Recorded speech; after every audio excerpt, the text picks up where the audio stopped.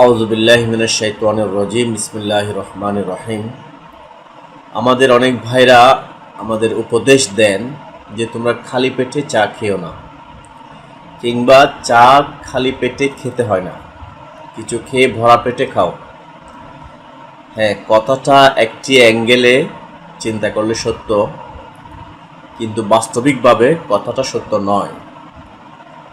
কথাটা এই জন্য সত্য নয়, যদি আপনার চা আসলেই আপনার ক্ষতি না করে, যদি আপনার চা আসলেই ভালো পিওর চা হয়, সেই চা আপনি খালি পেটেও খেতে পারবেন।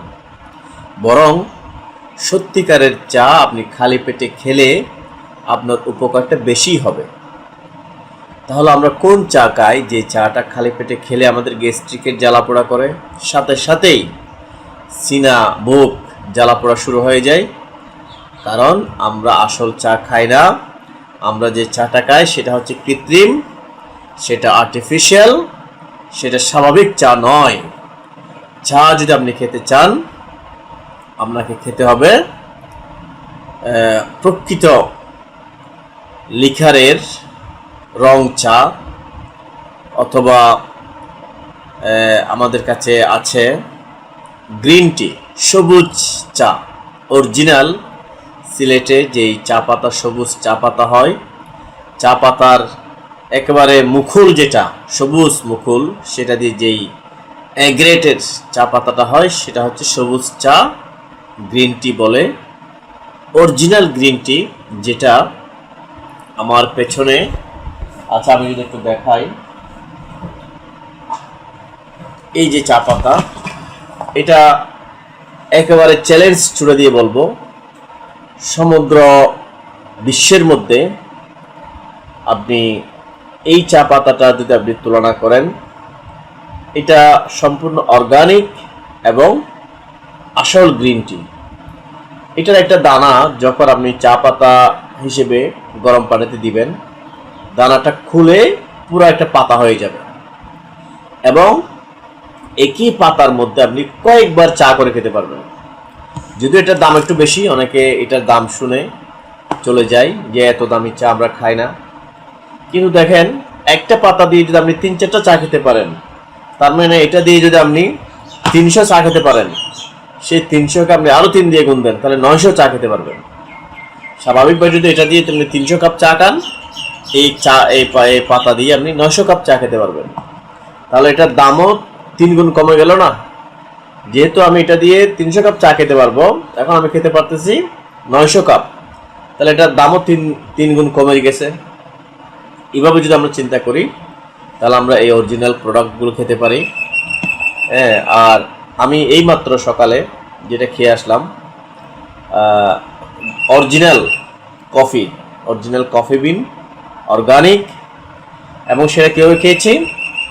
কফিটা অবশ্যই গরম পানির সাথে জাল হয়েছে, এবং সেটা কাপে ঢালার পূর্বে কাপের মধ্যে আমরা দিয়েছি অরিজিনাল গাওয়া ঘি, অরিজিনাল মধু দিয়েছি, এবং সাথে এই কফিটা, এটা ম্যাশ করে যখন আমরা খেয়ে এসেছি সকাল একদম খালি পেটে, ঘুম থেকে উঠেই নামাজ পড়ে কফিটা খেলাম, মানে অন্য ধরনের একটা ভালো লাগার অনুভূতি কাজ করে শরীরের মধ্যে, অন্য ধরনের একটা ফিলিংস আসে এই কফিটা খাওয়ার পরে, অন্য ধরনের একটা শক্তি আসে, অন্য ধরনের একটা ভালো লাগা কাজ করে।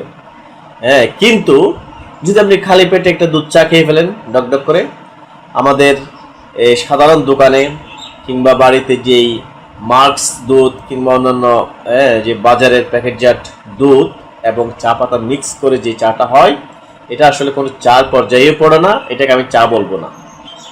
এটা যেটা আপনার শরীরের জন্য ক্ষতিকর, যে জিনিসটা আপনার শরীর নিতে পারতেছে না, খালি পেটে ও খেলেই আপনার সমস্যা হয়। তার মানে কি, ওই ভরা পেট থাকলে ওই খাবারটা আপনার সরাসরি হিট করতে পারে না আপনার শরীরে, এই জন্য একটু গ্যাস্ট্রিকের প্রাদুর্ভাবটা একটু কম হয়। কিন্তু খালি পেটে খেলে এটা ইনস্ট্যান্ট আপনার প্রাদুর্ভাব শুরু হয়ে যায়, ইফেক্ট শুরু হয়ে যায়। তার মানে এটা আপনার শরীরের জন্য বিষ তুল্য। সুতরাং এটা আমি কেন খাবো? যে জিনিসটা আমার শরীরের জন্য বিষ তুল্য, এটা খাওয়ার কোনো প্রশ্নই আসে না। বরঞ্চ যদি জিনিসটা আপনার শরীরের জন্য উপকারী হতো, তাহলে এটা সরাসরি খেলে, খালি পেটে খেলে আর বেশি উপকার হয়। যেমন কিছু কিছু ঔষধ বা কিছু কিছু হোমিওপ্যাথিক খালি পেটে খেতে হয়, কারণ খালি পেটে খেলে কার্যকারিতা বেশি হয়। তদ্রুপ আমাদেরও যে সমস্ত খাবারে ভিটামিন বেশি আছে, যে সমস্ত খাবারে শক্তির উপাদান বেশি আছে, এগুলো আপনি সরাসরি খেলে, খালি পেটে খেলে এগুলোর কার্যকারিতা অনেকাংশে বৃদ্ধি পায়। এরকমই হচ্ছে এই যে গ্রিন টি, অর্গানিক কফি এবং আরও অন্যান্য অর্গানিক হলুদ, অ্যাপেল সিডার ভিনেগার থেকে শুরু করে বিভিন্ন সাপ্লিমেন্টগুলো যেগুলো শরীরের জন্য উপকারী। মধুকে খালি পেটে খাওয়ার জন্য রেকমেন্ড করা হয়, কারণ মধু আপনার শরীরের জন্য উপকার। তো যদিও খালি পেটে সরাসরি আপনার পেটে হিট করতে পারে, আপনার উপকারটা বহুগুণ বৃদ্ধি পেয়ে যায়। এই জন্য প্রিয় ভাইয়েরা, এখনও যারা স্বাস্থ্য নিয়ে সচেতনতা বৃদ্ধি পায় নাই নিজেদের মধ্যে, এখনও ভাবার সময় রয়ে গেছে। আপনি এখনও সুস্থ হওয়ার জন্য আপনার সামনে এনাফ টাইম আশা করি আছে। শুধু নিজের সুস্থতা নিজে বুঝেন, নিজের ভালোটা নিজে বুঝেন, নিজের ভালো পাগলেও বুঝে। আর আমরা এত স্মার্ট, এত শিক্ষিত, এত পড়াশোনা, এত জ্ঞান, আমাদের মধ্যে এত রাজনৈতিক প্রজ্ঞা, আমাদের মধ্যে এত সামাজিক প্রজ্ঞা, আমাদের মধ্যে এত ধর্মীয় জ্ঞান আছে, কিন্তু আমরা আমাদের নিজেদের খাবারের ব্যাপারে কেন এত উদাসীন হব? কোরআনের মধ্যে আমি যখন কোরআন পড়ি, কোরআনের পাতায় পাতায় আমি এই খাবারের কথা আমি পাই। ইয়া আইয়ুহান নাস কুলু মিম্মা ফিল আরদি হালালান তাইয়িবান, এই কথাটা আমি কোরআনে বহুবার পেয়েছি।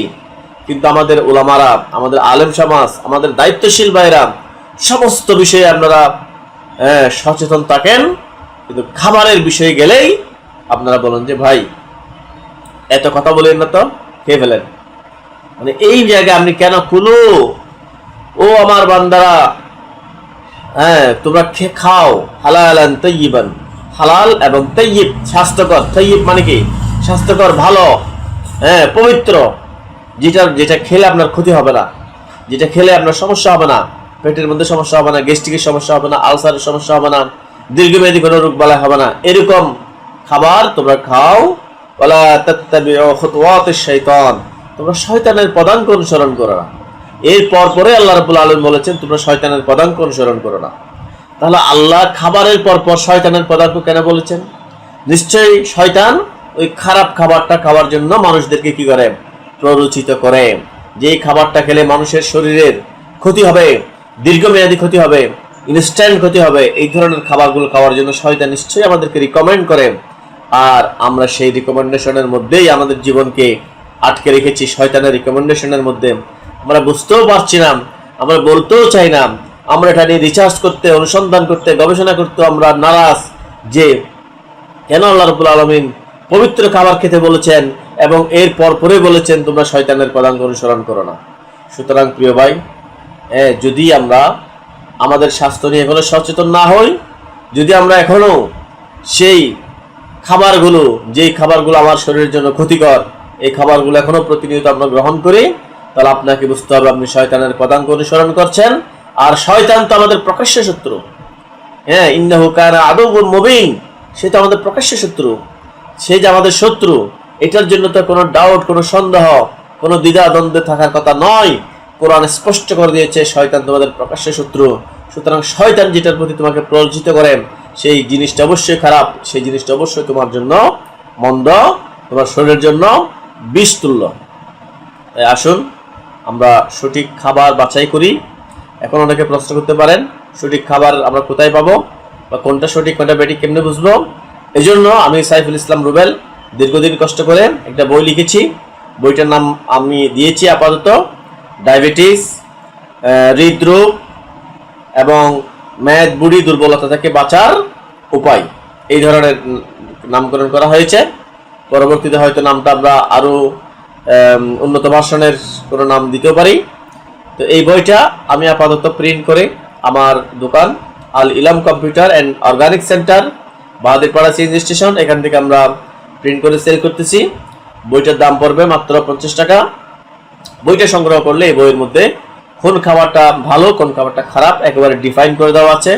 কোন খাবারটা কেন ভালো, কোন খাবারটা কেন খারাপ ডিফাইন করে দেওয়া আছে। কোন তেলটি আপনি খাবেন, কোন তেলটি আপনি খাবেন না ডিফাইন করে দেওয়া আছে।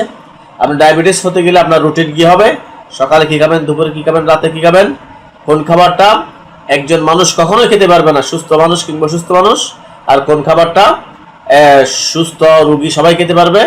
এবং কিছু কিছু খাবার আছে যে খাবারটা শুধু ডায়াবেটিস রোগীরা খেতে পারবে না, অন্যান্যরা খেতে পারবে।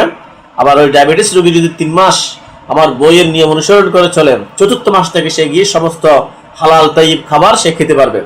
তো সুতরাং আমাদের এই পুষ্টি জ্ঞান, খাদ্য জ্ঞান, এগুলো আমাদের দরকার আছে প্রিয় ভাইরা।